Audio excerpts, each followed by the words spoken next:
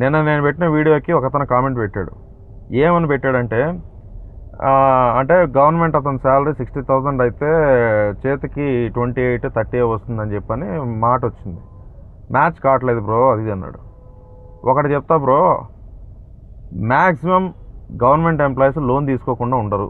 అందరి గురించి నేను చెప్పట్లే, మ్యాక్స్. ఎందుకంటే మధ్యతరగతి మిడిల్ క్లాస్ గవర్నమెంట్ ఎంప్లాయీస్ ఉంటారు. సో 60,000 జీతానికి 30,000 వస్తుందంటే నువ్వు మ్యాచ్ కావట్లేదు అంటున్నావు. ఎవరికి 60,000 జీతం 60,000 దిగేయదు. మళ్ళీ వాళ్ళకి ఏంటంటే హౌస్ అలవెన్స్ అంటే హౌస్కి కావాల్సింది, హౌస్ ఒకవేళ క్వార్టర్స్ ఇస్తే హౌస్ది కట్ చేసుకుంటారు, మెడికల్ది కట్ చేసుకుంటారు. వాళ్ళు ఏదైనా ప్రీవియస్గా లోన్ తీసుకున్నా కట్ చేసుకుంటారు. లేదు వాళ్ళు ఏదన్నా ప్రావిడెంట్ ఫండ్కి ఒక అమౌంట్ కట్టాలి, మంత్లీ ఇంత అని కట్టుకుంటేనే రేపు అది పిఎఫ్గా వస్తుంది. సో అది కట్ అవుద్ది. ఓవరాల్గా అవన్నీ కట్ అయ్యి లోన్స్ అనేది ఉండకుండా ఉండవు. కంపల్సరీ చెప్తున్నా, గవర్నమెంట్ ఎంప్లాయీకి మ్యాక్సిమం లోన్స్ ఉంటాయి.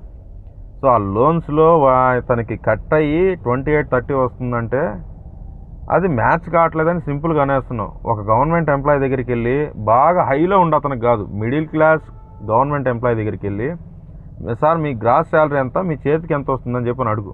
అతను చెప్తాడు నీకు క్లియర్గా. గవర్నమెంట్ ఎంప్లాయీ శాలరీ గవర్నమెంట్ చేతిలో ఉండదు. అతను తీసుకున్న లోన్లు బట్టి, అతను తీసుకున్న పాలసీలు బట్టి, ఇంకా మర్చిపోయిన ఎల్ఐసి పాలసీ, ఇలాంటివి కూడా చాలా ఉంటాయి. ఎందుకంటే ఫ్యూచర్ ప్లాన్లు ఎక్కువ కదా, ఆలోచించి మాట్లాడాలా. ఊరికే మ్యాచ్ కావట్లేదంటే తెలుసుకొని మాట్లాడితే బాగుంటుంది.